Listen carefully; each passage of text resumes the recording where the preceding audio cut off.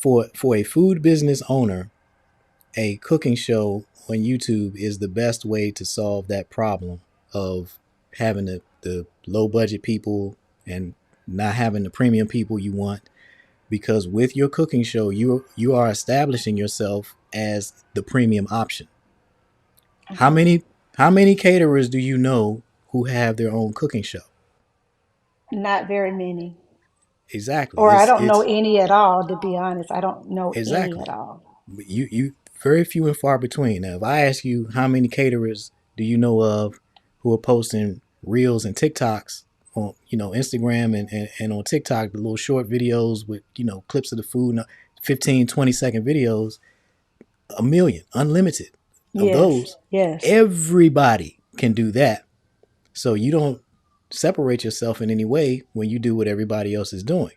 But when you take yourself to YouTube and you publish a full length cooking show where people get to learn from you and experience you and see who you are and what caliber of business owner you are, they can see that that's the person that I want to hire for my corporate event. That's who I want to put in front of my clients, handling our food. That you get to absolutely. establish a relationship on YouTube that you don't get to establish anywhere else. And that's where you get the premium clients from.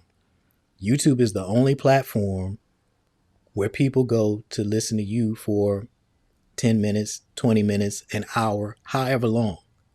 On all the other Right. platforms, they're there to scroll. How many video, how much stuff can I scroll through, in a few minutes? That's what's Instagram, that's TikTok, that's Facebook. How much Correct. scrolling can I do? People go to YouTube to watch a video that is 10 or 20 or 30 minutes or whatever. That's the only platform where they're going just to watch you for an extended period of time.